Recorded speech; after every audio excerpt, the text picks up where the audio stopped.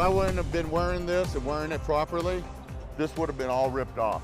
Everything from the top all the way down to my boots was just raspberried off because of the asphalt itself.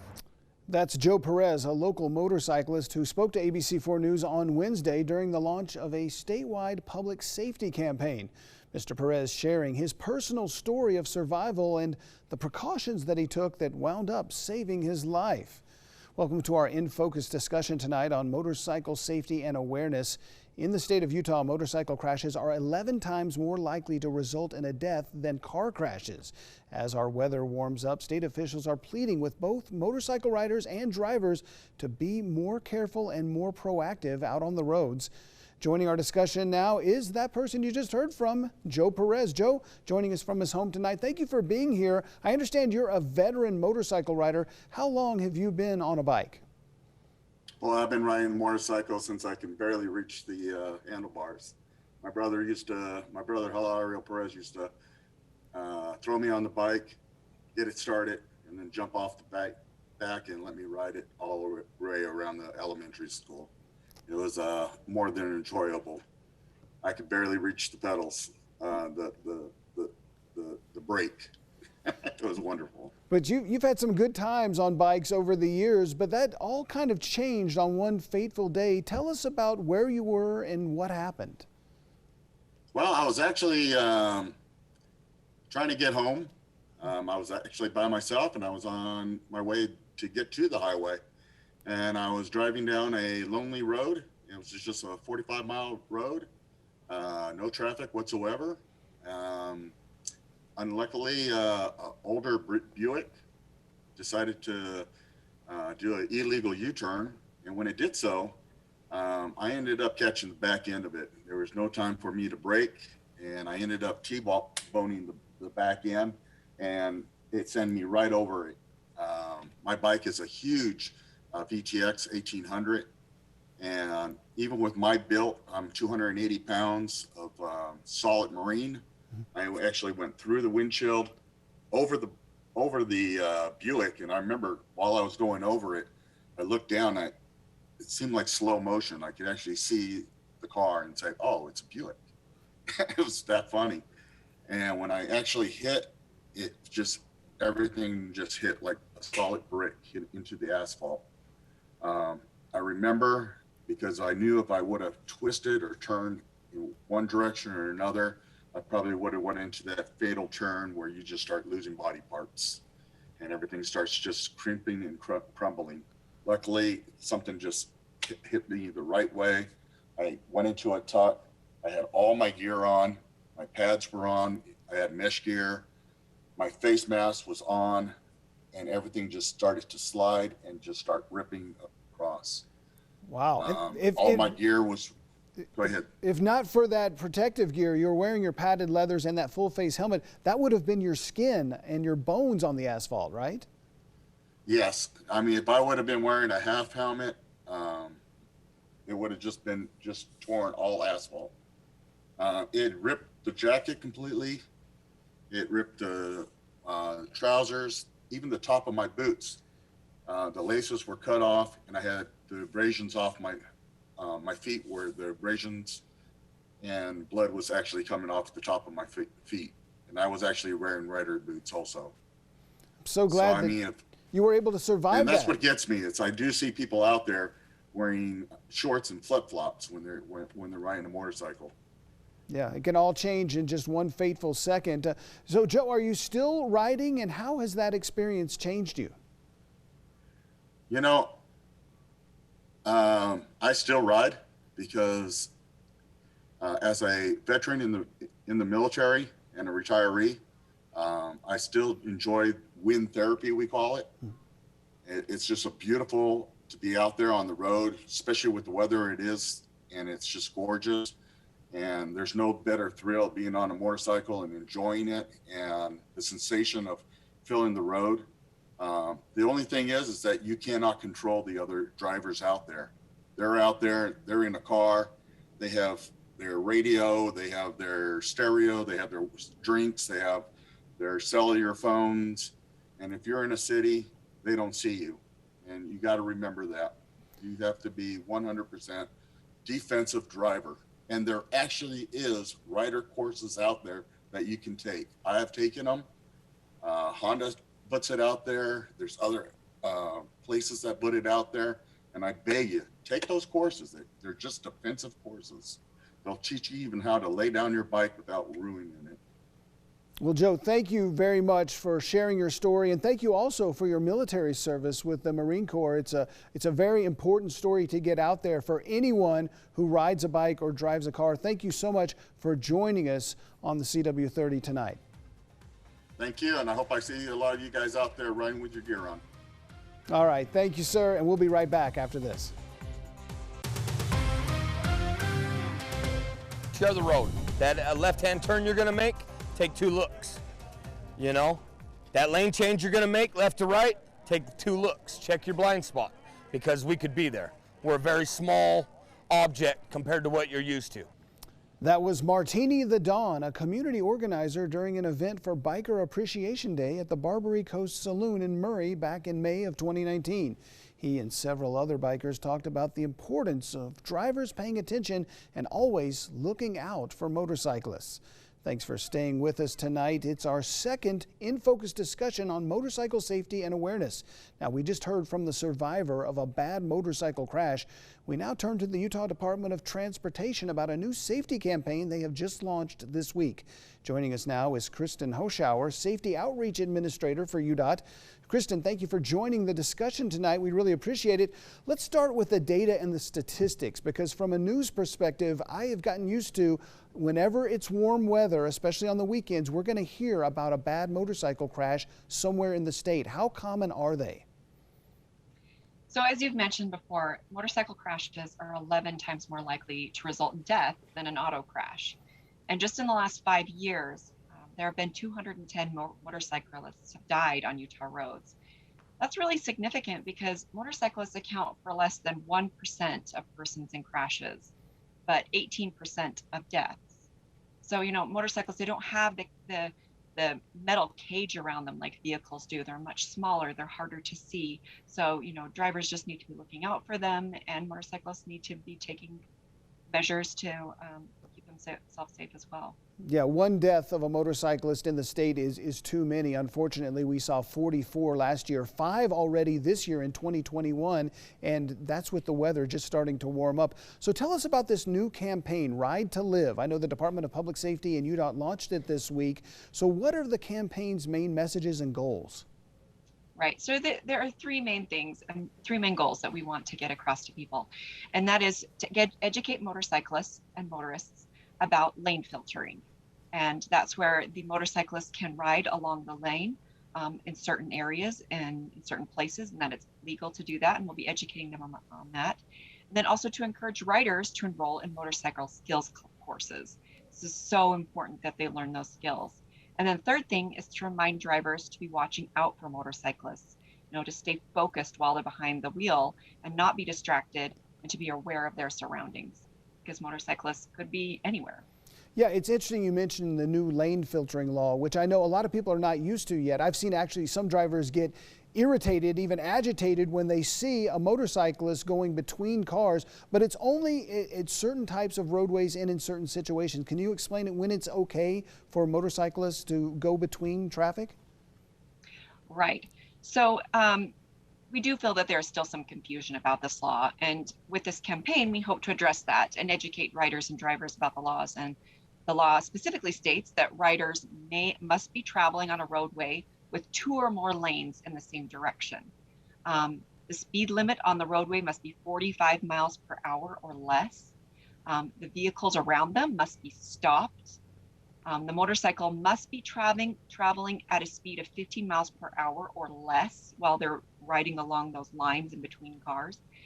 Lane filtering is never legal on the freeways in Utah, and the movement must be done safely. They must feel like it's a safe maneuver for them to be taking that movement in between cars.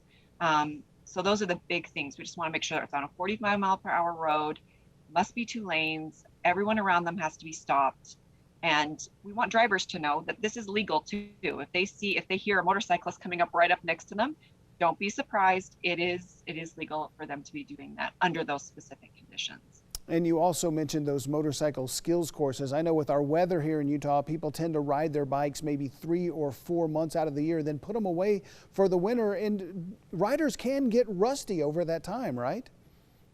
Right. So skills courses are very important for both beginning and seasoned riders. So the beginning riders courses include both classroom and range instruction, and it covers topics, like a straight line riding, stopping, shifting, negotiating curves, risk reduction, and riding strategy. As Joe mentioned earlier, how to lay down your bike without ruining it or hurting yourself. These are all things that you learn in those courses, and they're so important. And for more experienced riders, the course builds on and improves skills that include braking, swerving, and cornering.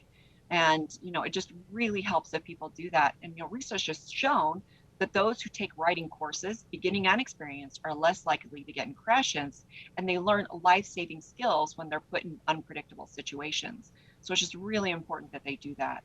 And no matter how skilled a rider may be or how much experience he or she may have, there's always the other drivers out on the road. What is your message to the rest of us who drive cars or trucks about keeping those riders safe? Just always be looking out for them, because they are definitely looking out for you. Don't drive distracted. That's one of the biggest things, because they're smaller, they're harder to see. Just make sure that you're focused on driving. So if you look, like they said in some of those videos before, double check your blind spots before you make lane changes, and just drive focused, and you'll be more likely to see motorcyclists, because a lot of the crashes occur because drivers are not seeing the motorcycles. Kristen Hoschauer, Safety Outreach Administrator for the Utah Department of Transportation. Thank you for being with us tonight. Good luck with the new campaign. I've seen some of the PSAs. They are very emotional and effective. We wish you the best. Great. Thank you. All right. Thank you very much. And we'll be back with more after this. Somebody loves you, and if you make that decision and something out of your control happens to where you needed to have that helmet on and you don't, we're the ones that have to make that difficult conversation with somebody that loves you and tell them that you are no longer here. That's Lieutenant Nick Street with the Utah Highway Patrol speaking to ABC4 News back in March of 2019, encouraging motorcycle riders to always wear a helmet. Well, continuing our In Focus discussion tonight on motorcycle safety, we have Trooper Andrew Pollard with the Utah Highway Patrol joining us. And Trooper, thank you very much for being with us tonight. We cover and report these motorcycle accidents from a distance after the fact, but often it's you and your colleagues that are first on the scene and see the human toll and the tragedy that can be caused. Can you tell us about that? Well, like how Lieutenant Street put it just prior, it is a very difficult position. Having to be that person to make that notification, I've had to make a number of them myself, and it's a situation that you never forget. Very unfortunate, and doing it once is one too many times. Yeah, and unfortunately, troopers like yourself had to do that 44 times in the state last year and 5 already this year, even though motorcyclists are a relatively small portion of the overall traffic out on our roadways, right? Correct. So what makes motorcycle riding, especially here in Utah, so dangerous for these riders? Well, with the trends that we've seen over the last decade or so, back in 2005, we had a little over 43,000 registered motorcycles on Utah roadways. And in 2019, we've seen that number jump to 78,000 motorcycles on Utah roads. And so with those increasing trends, seeing that many bikes on the roadway, you just have that increased opportunity, increased chance of collision. In 2018, we had an all-time high of 47 fatalities with motorcycle-related crashes on Utah roadways.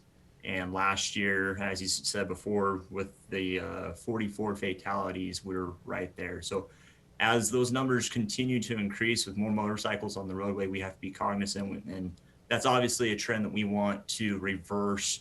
And with campaigns like Ride to Live, that's how we're going to hopefully get that message out and change that trend. Yeah, absolutely. Get that awareness up out there so we're all thinking about it when we're behind the wheel or on a bike. We heard earlier from Joe Perez. Now, he credits his full face helmet and his padded leathers for saving him when he was involved in a crash. What are Utah's helmet laws and how important is that safety gear? So helmets are incredibly important. Utah law requires anybody under the age of 18 is to wear a helmet. And obviously, any kind of safety equipment is going to help increase your opportunity to avoid any kind of serious injury or death in a crash. But wearing helmets that meet the DOT, Department of Transportation standards, as the single most effective means of reducing the number of people who've been injured or killed in motorcycle crashes. In research that's been conducted by UDOT, numbers show that from 2014 to 2018, about 63% of all motorcyclists involved in crashes were wearing a helmet at the time. And those numbers also show that those that were not wearing a helmet were 1.6 times more likely to suffer fatal injuries when involved in a crash. And Trooper Pollard, we talked a lot about distracted drivers. I know at some point maybe all of us are guilty of maybe spending too much time checking our phone or fiddling with the radio or maybe even eating behind the wheel. You're out there every single day. What do you see from Utah drivers? So I'm out every day on a fully marked police motorcycle, beehives on the shoulders, and it's almost as if I'm invisible out there. It truly is incredible to see people typing out a text as you're doing 70 miles an hour down I-15, and they don't even realize that you're there until the lights come on. And so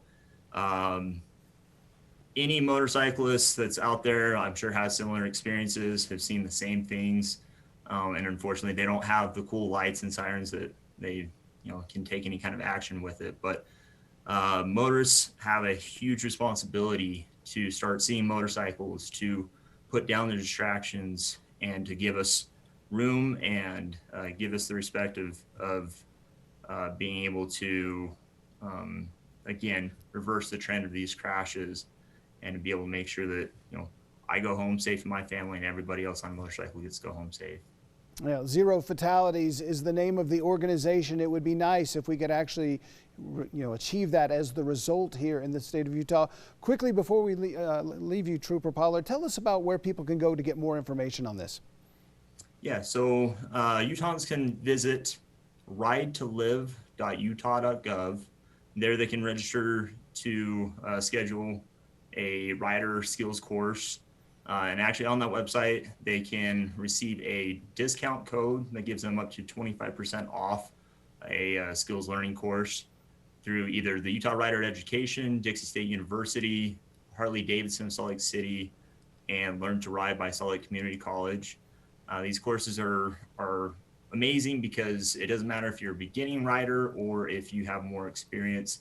As Kristen talked about a little bit earlier, the beginner course allows you to build a good foundation, and the course for the more experienced riders allows you to build upon whatever experience that you do have.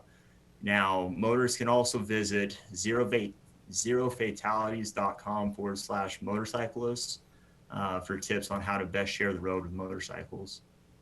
He is Trooper Andrew Pollard with the Utah Highway Patrol. Thank you for joining us so much. Be careful out there, and we'll be watching out for you as you watch out for us. And if you're driving distracted or driving dangerously, you might be seeing Trooper Pollard up close and personal one of these days. Thank you so much.